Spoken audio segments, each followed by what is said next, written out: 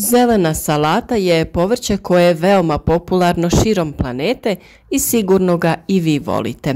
Mnogi narodi ga od davnina uzgajaju i koriste prvenstveno zbog ljekovitih svojstava. Zbog činjenice što sadrži visok procenat vlakana koji utječu na poboljšanje probave, ovo je namirnica koja se najčešće koristi za mršavljenje. Vitamin C i beta-karoten su prijatelji zdravlja vašeg srca, a u zelenoj salati njih ima u izobilju. Oni će zajedno pomoći u sprječavanju i uklanjanju viška holesterola u krvi, što vas čuva od brojnih bolesti. Ima antikancerogeno dejstvo, sadrži obilje proteina, bogat izvor omega-3 i omega-6 masnih kiselina i balansira pH vrijednost organizma. Naime, redovna konzumacija zelene salate sprječava i smanjuje rizik od brojnih bolesti. Salata je vrlo rasprostranjena vrsta lisnatog povrća. To je jednogodišnja biljka koja pripada porodici glavočika.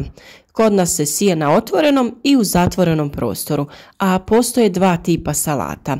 Kristalke, one imaju jače nazubljene listove, i puterice, nježnih listova i ravnog lisnog obruba. Salata ima kratku vegetaciju pa ju je moguće sijati 2 do 3 puta za više berbi. Često se uzgaja i kao međukultura, a iako može podnijeti duži uzgoj na istoj površini, ipak se preporučuje barem jedna predkultura iz druge porodice. Uvijek je dobro kombinirati povrće koje se sadi u vrtu, tako uz zelenu salatu preporučuje se sijati krastavac, grah, grašak, kupus, poriluk, korabu, paradajz, rotkvice i crveni luk. Sada ćemo reći koji je to način uzgoja salate na otvorenom, koje su temperature koje su optimalne i na koji način je to najbolje raditi. Pogodno vrijeme za uzgoj na otvorenom je proljeće i jesen, kada temperature nisu visoke. Osnovni preduslov za uzgoj salate na otvorenom je dobro i kvalitetno tlo koje je bogato humusom i ono koje dobro zadržava vlagu.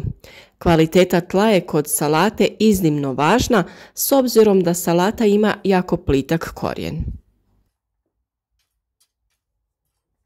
Tlo treba biti obrađeno na dubini od 20 do 25 cm.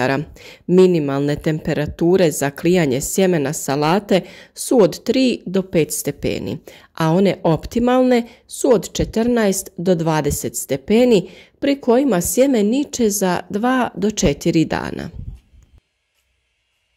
Suho tlo i temperature iznad 20 stepeni najčešće se negativno odražavaju na količinu i kvalitetu prinosa. Za salatu koja će se uzgajati na stalnom mjestu na gredici potrebno je napraviti redove dubine od 1 do 2 cm i posijati sjeme. Biljke se nakon nicanja prorjeđuju nekoliko puta, sve dok među njima ne bude razmak od 20 do 30 cm, a razmak između redova trebao bi biti 30 cm. Prorjeđene biljke se mogu iskoristiti za sadnju na neku drugu gredicu ili se mladi listovi mogu čak i konzumirati. Salatu je najbolje sijati u razmacima od nekoliko dana kako ne bi sva količina prispjela u isto vrijeme. Kod uzgoja salate iz presadnica biljke se brže i ravnomjernije razvijaju. Tokom uzgoja naravno potrebno je nasad održavati vlažnim jer je salata iznimno osjetljiva na nedostatak vode. Salata se lako i uspješno može uzgajati i u zatvorenim prostorima, to jest u staklenicima i plastenicima. Kao kultura sa relativno kratkom vegetacijom, vrlo često se uzgaja u više navrata, što je važno za racionalizaciju prostora.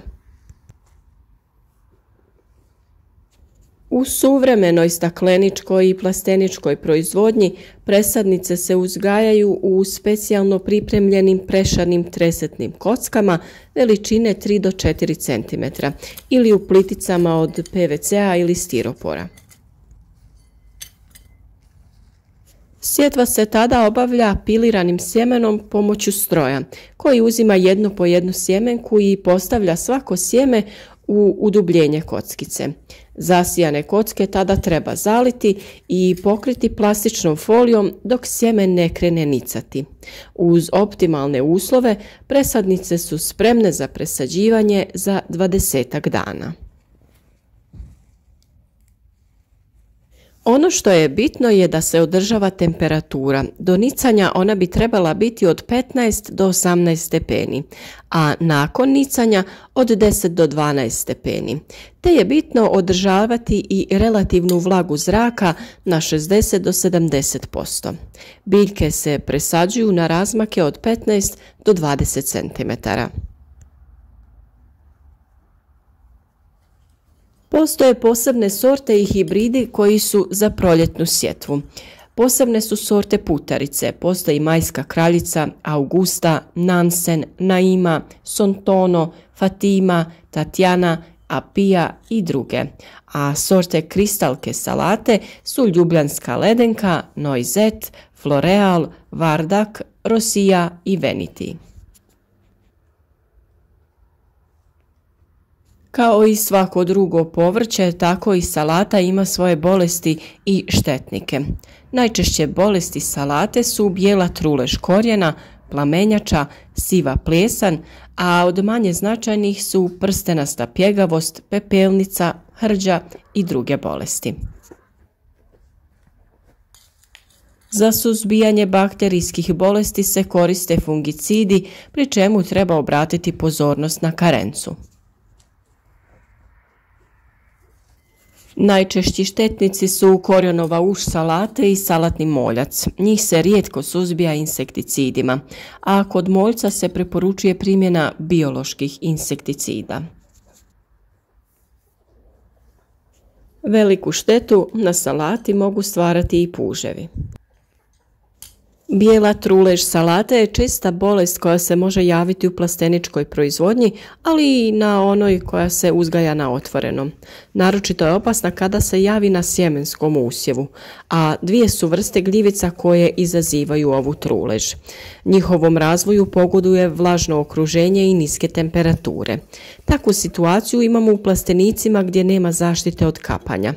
Na otvorenom je oboljenje često kada je proljeće kišovito. Razvoju i širenju pogoduje odsustvo ili slaba ventilacija, odnosno provjetravanje. Lišće salate koje leži na mokroj zemlji će se lakše zaraziti. Simptomi su gotovo identični. Obe gljivice izazivaju uvenuće listova. Zaraza se prvo primjećuje na onima koji leže na zemlji ili okolo korijenovog vrata. Zaraženo tkivo mijenja boju, postaje smeđe i mekano. Zaraza se širi od vanjskih listova i zahvaća cijelu biljku koja na kraju propada. Glavice se lako odvajaju od korijena, a biljke imaju karakterističan miris truleži. U suzbijanju bolesti preventivne mjere su jako važne. Usjevu treba osigurati dobru ventilaciju i izloženost suncu. U plastenicima spriječite preveliku vlažnost koja je rezultat kapanja. A redovno uklanjajte korovske biljke jer one povećavaju vlažnost i onemogućavaju brzo sušenje površine oko biljaka i zemljišta. Salatu treba uzgajati na dobro dreniranom zemljištu ili u uzdignutim gredicama. Malčirajte površinu kako bi spriječili polijeganje listova na vlažnu zemlju.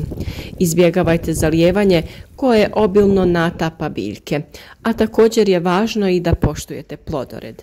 Na parcelama gdje se gljivice pojavljuju, sljedeće 3 do 4 godine uzgajajte žitarice ili druge kulture koje ne mogu biti inficirane i koje će doprinijeti smanjenju njihove populacije. Naravno, potrebno je uklanjati i biljne ostatke jer parazitna gljivica prezimljava u zaraženim ostacima. Plastenike je potrebno dezinficirati nakon iznošenja zaraženih biljaka. Ukoliko se odlučite za primjenu fungicida, odaberite preparate koji imaju kratku karencu. Oni se nanose u osnovu mladih biljaka, ali postoje i prirodni načini suzbijanja ove bolesti. Dodavanje komposta smanjuje pojavu bolesti iz zemljišta. Ono što također može predstavljati veliku smetnju su lisne uši u zelenoj salati. Mi smo već govorili o suzbijanju ušiju, a s obzirom da se salata u cijelosti konzumira, nije ju dobro tretirati raznoraznim insekticidima, tako da možete isprobati neka prirodna sredstva. Možete koristiti otopinu od sode bikarbone ili pripravak od koprive. Također možete koristiti korisne kukce koje ćete donijeti u vaš vrt poput bubamara ili želite privući razne ptice koje će se hraniti sa biljnim ušima.